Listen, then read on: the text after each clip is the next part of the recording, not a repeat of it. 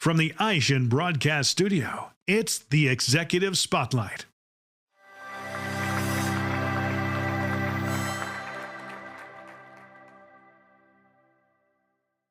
Welcome to the AutoSuccess Executive Spotlight. I'm your host, Brian Ankney. Today our guest is Waverly Burt from Privacy for Cars. You know, a lot of times we've talked about data privacy as a compliance issue for car dealerships. Today we're going to talk about it in a different light. Waverly, could you tell us a little bit about how you consider it an invisible asset? Yeah, absolutely, Brian. First of all, I want to thank you for having me today. I really appreciate you having me up here. Yep. You know, when we talk about data inside of vehicles, there's really generally two things that we talk about when it comes to data. You know, traditionally you think about the fact that data has always been inside of vehicles, but in the old school ways, it was like your brakes, your batteries, things along those lines that were you capturing data from. In today's world, we think about data from the standpoint of the consumer data that's inside of vehicles. They have evolved tremendously over the years. And the reality is that, they're not really cars anymore. We like to call them smartphones on wheels. Yeah. But that's really what they are. Because the things that they're capturing is information about the drivers, the passengers, including minors. And the things we're talking about are things like the garage door codes, recent destinations, biometric data, password information. You pretty much name it. If it's in your phone, it's going to be in your vehicle as well. That's why I left this out. I wanted to say, so essentially, when I trade in my vehicle, or if I leave my vehicle, or I turn in my rental car, it's just like I left this in the car, but unlocked. That's exactly what you did. Wow. So let me ask you another question. So yeah. If I was a stranger and I didn't know you, would you ever take your cell phone out of your pocket, unlock that phone, and then give it to me? Absolutely not. We see it every single day because that's what is happening when consumers are trading their vehicles, and they give their cars into the dealership, and the information not being cleared. Wow. So it's kind of like if you were trading in your car with your laptop and your tax return sitting in the trunk, and you're like, here you go, guys. Absolutely, that's what happens. That's what we see all the time. Wow. That's exactly right. Wow, I got to bring this up to you. I get in my rental car, and I turn on the car, and it says, do you want to connect to Big Lover's phone? And I got to say, I've seen that a lot, like different names. I've never seen Big Lover, so I thought I'd bring it up. Like, who hasn't rented a car, and it's got one or two, or a few years ago, the car would have so many of them already attached that you had to delete a couple to even get yours on there. We've seen, I think, as high as 27 one time in a rental vehicle. Wow. Where you cannot input your phone because there are too many other people's phones in the car already. Wow. Which is scary to think about. And so all of those people, all of their data was right there. Right there, at anybody's disposal, completely unencrypted. Wow. And unprotected. So Waverly, we've kind of established that basically a car is like a smartphone on wheels. It has all the same stuff. It's collecting all that data. It's there. What are the risks involved with that? So Brian, there's really two big risks. The first risk is that there's information being stored inside the vehicle. That's risk number one. Risk number two is that information is being transmitted back to the manufacturers and to various third-party connected car services. And the reality is most people are unaware of how much information resides in their vehicle. Because what happens is that a lot of people think that if they're using Android Auto or Apple CarPlay, they think that when they leave the vehicle with their phone, they think their information leaves with them as well. Yeah. That's simply not true. That's a very big misconception. Anytime that there's a connection between the phone and the vehicle, that information still absolutely needs to be cleared. And a lot of dealerships are unaware of that as well. They don't realize that the whole Apple CarPlay and Android Auto is a major concern, or they just simply think that if they're doing a factory master reset, I'll just do the same thing for every vehicle. Well, with over 20 different brands, they all have a different way of doing it, and that's what poses the challenges today. Well, now, when you first get in a car and you connect your phone, it asks, to have access to your contacts. It asks to have access to your text messages. I kind of assumed that I guess the entirety of the data was so I could push the button and say call Waverly Burt, and it was able to get your phone number. Or if I had a text message come in, I could push the button and it would read it to me. But what you're saying is there's a lot more data than just that. Like what are we talking about? So that's what I'm talking about. So we're talking about your previous destinations, the places you've been previously. We're talking about your garage door code. We're talking about your text messages.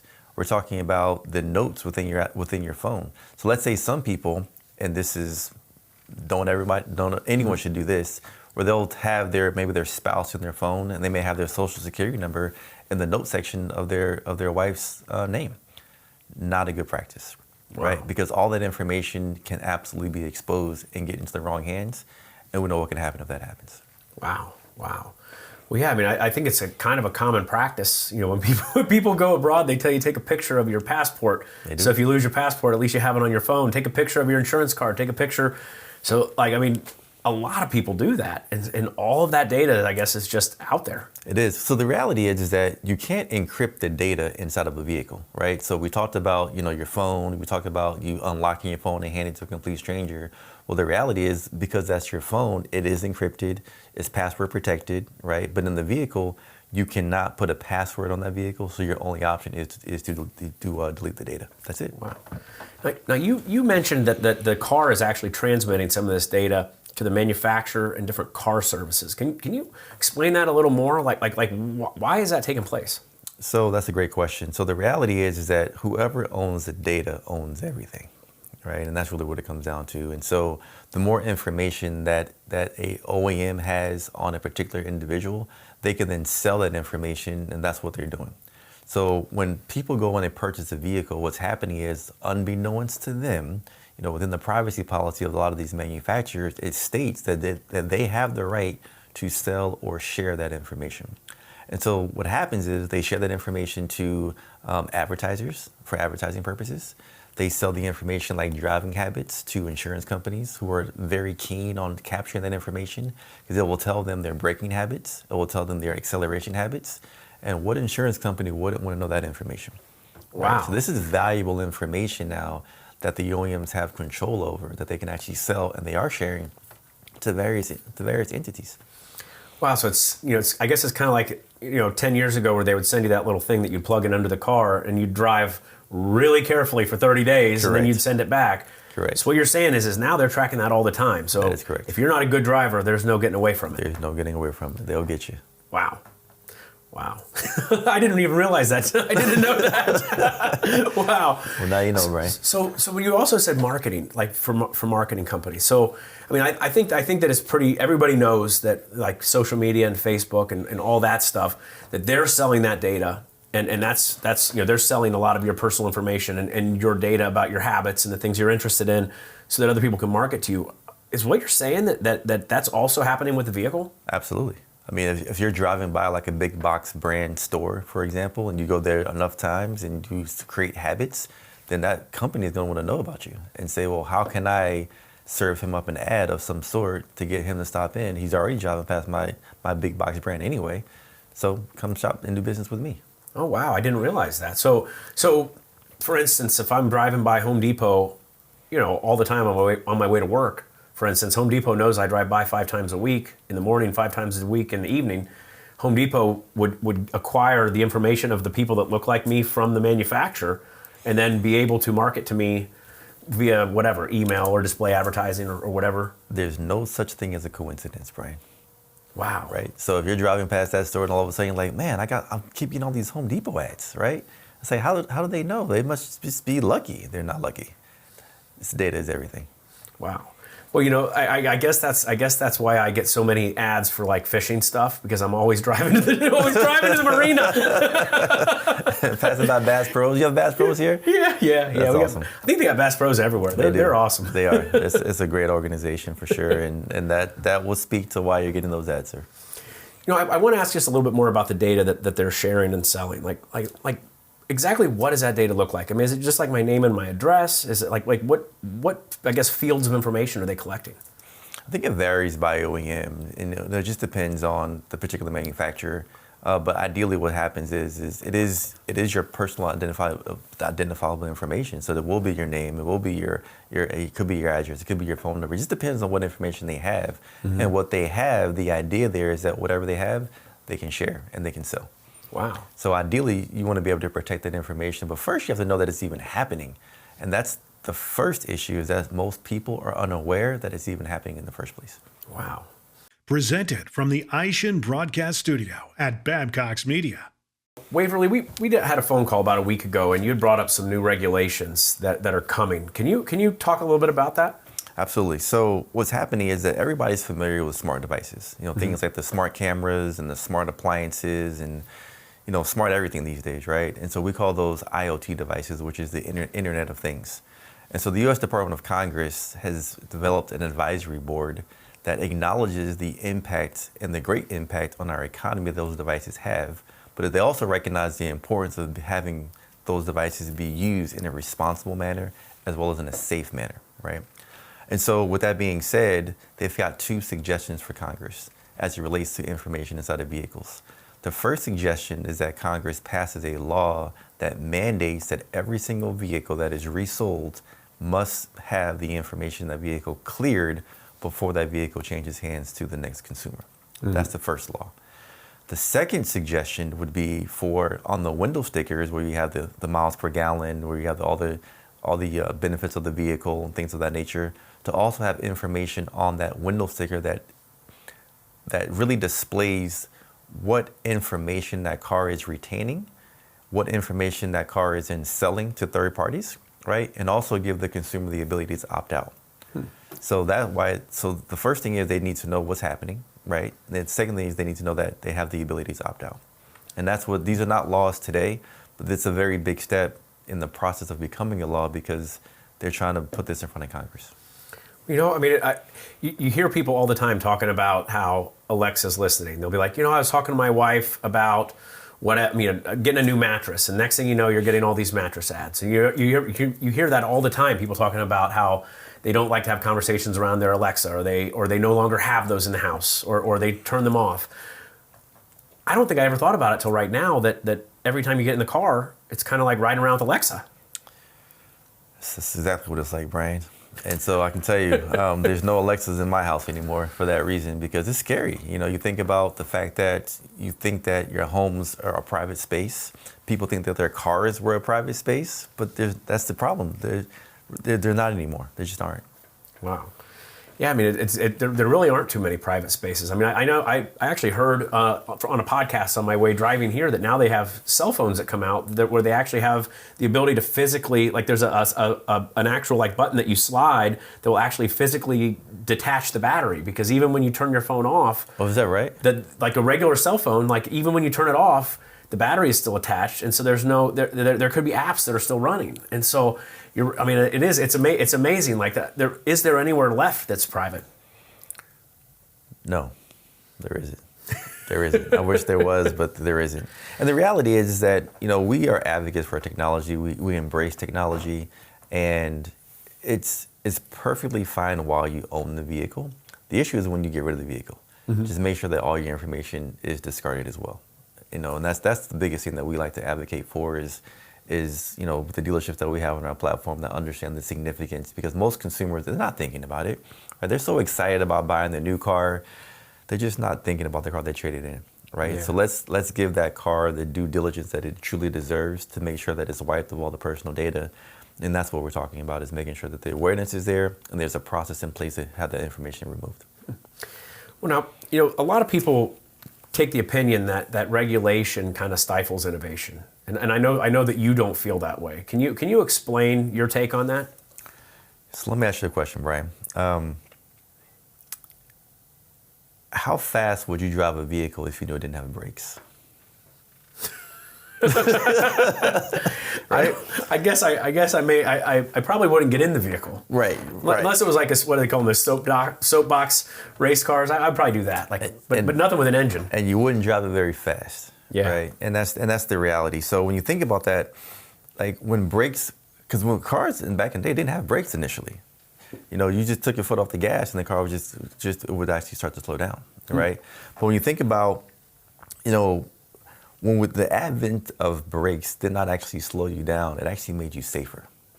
Because what happens is that now you're able to drive as fast as you want to drive as fast as you want to drive, because you know that the brakes are there and they're making you safe, right? So it gives you that level of protection, that level of safety.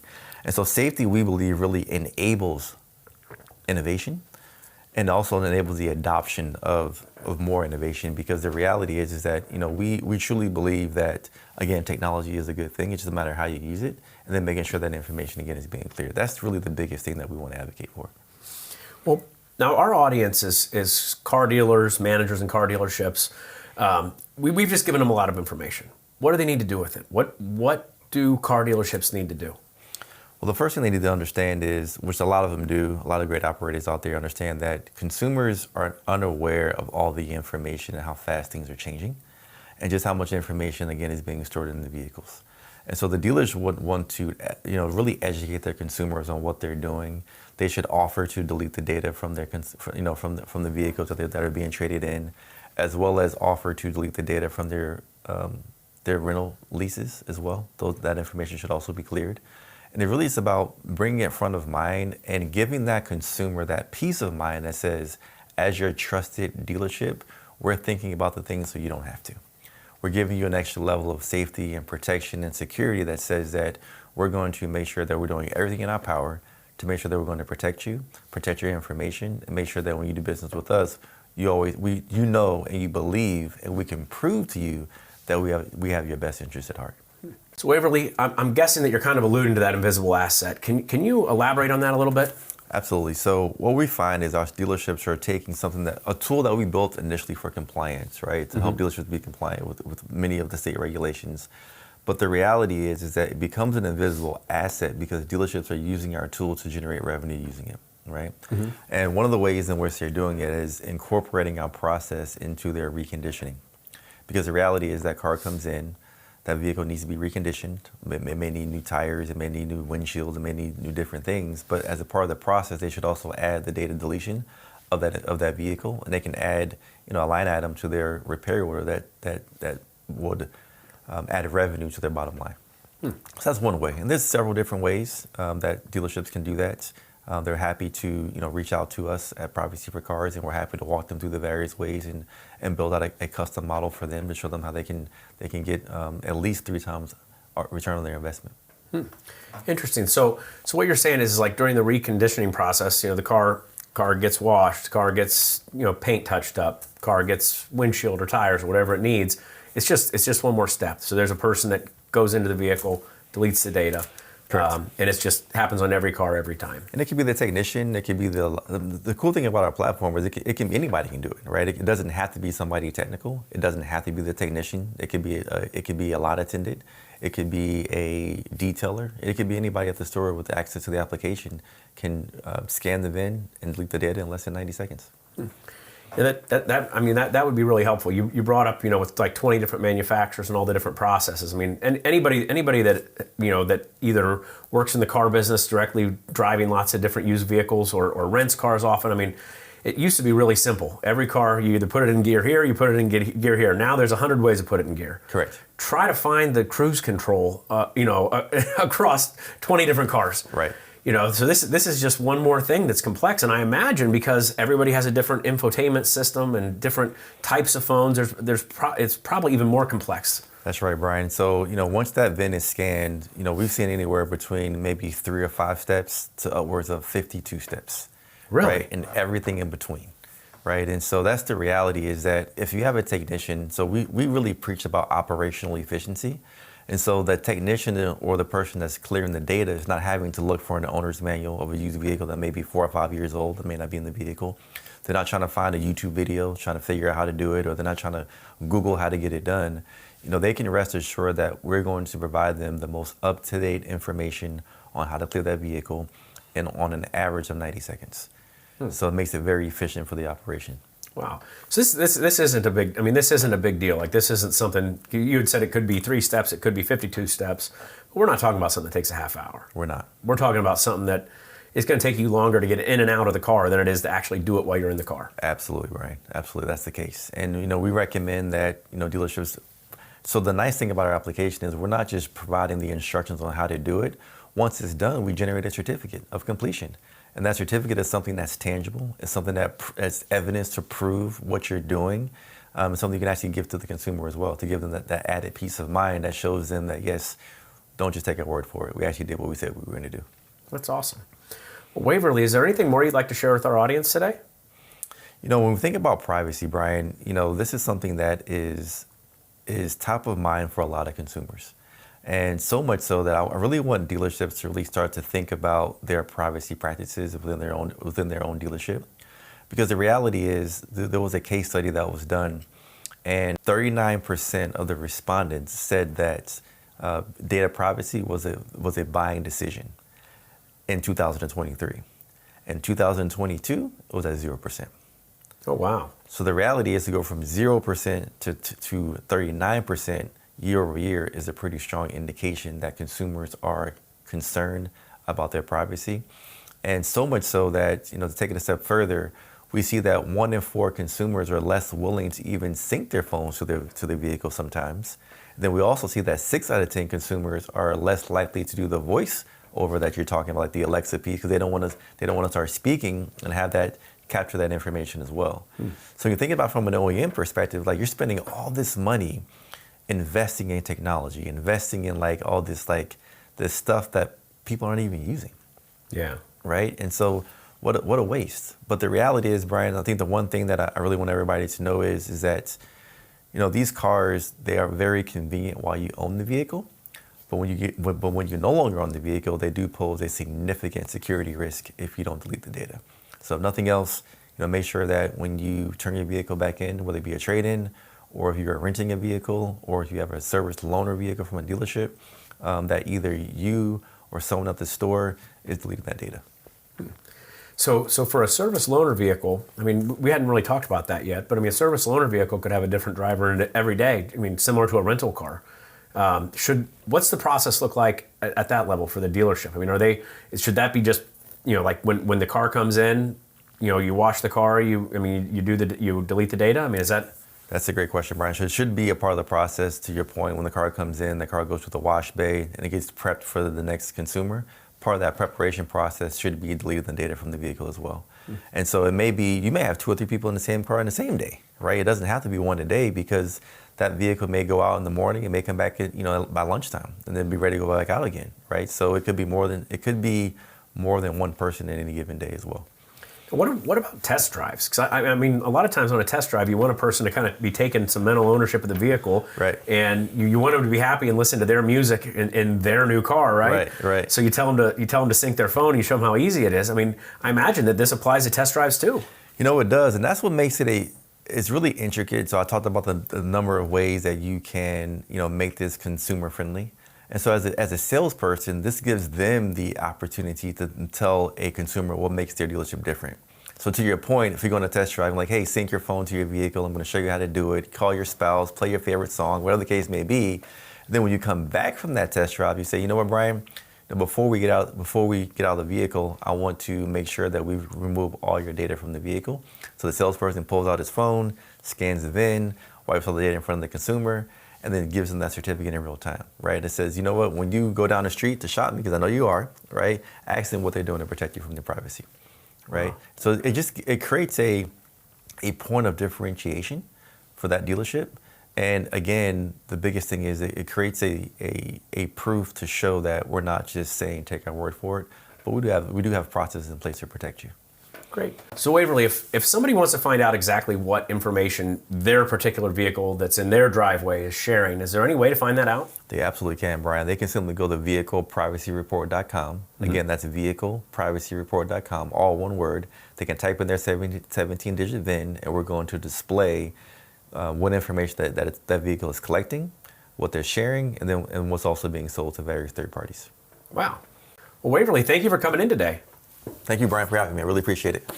And thank you for taking the time to join us for this AutoSuccess Executive Spotlight. I'm your host, Brian Ankney. Today, our guest has been Waverly Burt from Privacy for Cars. We hope to see you again on a future episode. This one is Over the Curb and Burning Gas.